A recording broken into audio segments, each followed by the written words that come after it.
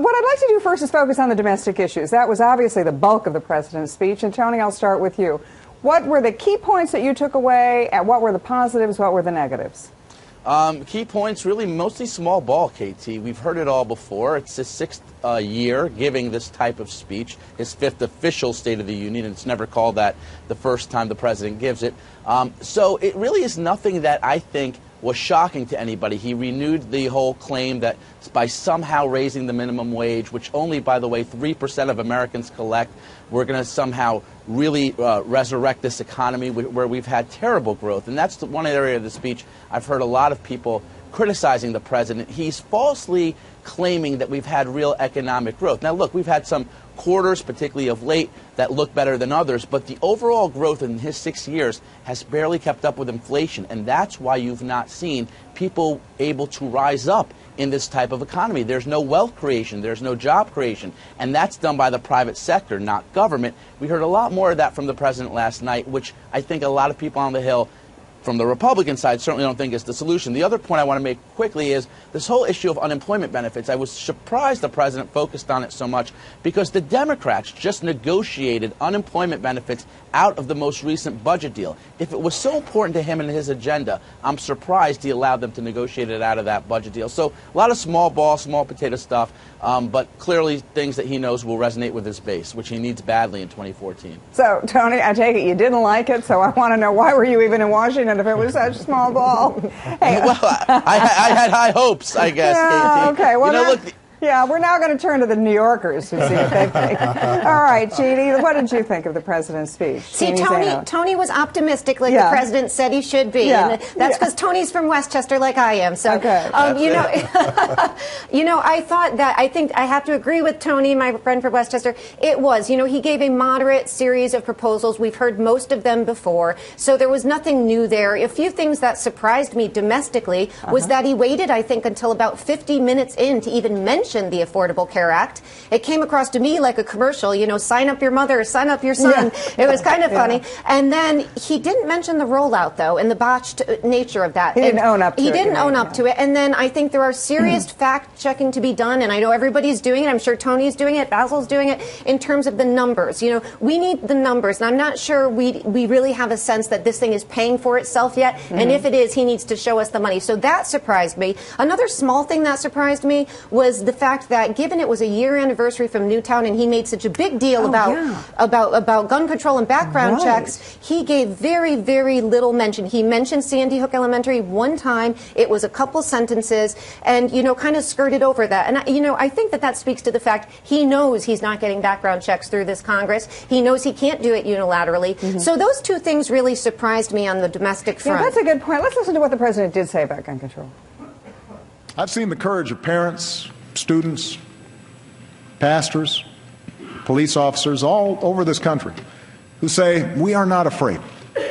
And I intend to keep trying, with or without Congress, to help stop more tragedies from visiting innocent Americans in our movie theaters and our shopping malls or schools like Sandy Hook. Good applause line, but, you know, as Jeannie said, very unlikely to have anything like that go through. Let me ask you, though, to turn it a little bit of a different direction, Basil. Both the president and the various rebuttals all talked about the middle class. That's the holy grail. Who gets the middle class? Because the middle class doesn't feel it's being served by anybody anymore. Now, what did you say to that? The president talked about it, but didn't seem to give any real hope. I mean, middle class wants jobs, but he really didn't talk much about it. Well, you know, it's interesting. If you even take it off the federal level and even go to a local level, here in New York City, we have a new mayor that's talked about progressive politics and supporting the middle class. Very few people can actually really define it. But it is it is an important line, and it is an important talking point. But one thing, and to sort of address something that Tony said, I agree. I will concede this to Tony's point. I will concede that the president should have stood up more for extension of unemployment insurance than he did. And that was disappointing. But he did talk about income inequality. If we talk about wealth, the fact that corporate profits are a bigger share of GDP than they ever have been, that Wall Street is doing extremely well. But I think talking about raising the minimum wage, which a lot of states have done as of this year.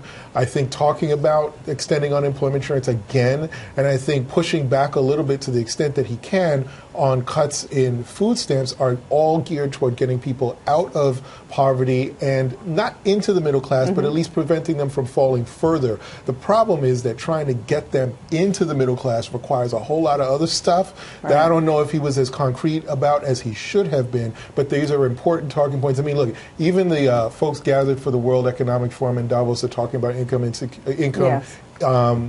on a global scale, on a global scale, and how it undermines the global economy. So it's not just a local talk line; it's actually an international one. You know what's so interesting, though, and you know, even if you agree with raising the minimum wage, which I happen to agree with, it's, I think, to the larger point, it's not going to solve the opportunity ladder or the income inequality problem. And that, to me, speaks to the small ball nature of this. Where was the discussion of entitlement reform, for example? Yeah, there was Where no was the discussion big... He did not address entitlement. He actually made a quick mention of it, but not a significant one. Let's bring in Tony to this poor man out in the outside. I know, I'm in the wilderness over here. You're inside the Beltway. Nobody's inside Although, the Beltway. thank you, Basil, for agreeing with me on something. I appreciate that. My pleasure. I feel the love. So look, I agree with Dr. Zeno. Income inequality is only addressed with a growing economy, not redistributing a small pie.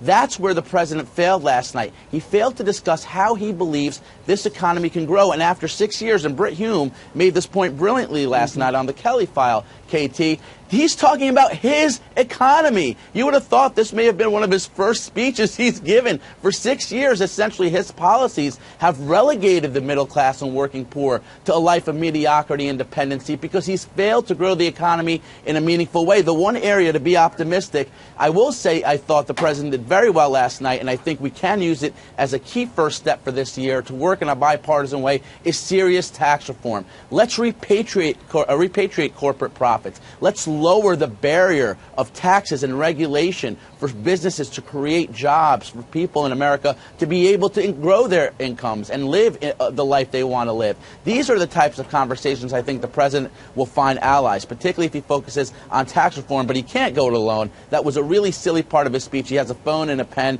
If you look at all these focus groups and polling, it's being very poorly received, as was his very lame defense of Obamacare, which still is wrought with peril. Okay, quick final comments from everybody on Obamacare. Let's go to you, Basil. It's a good bill. It's a good bill with flaws and a flawed implementation. No question about it.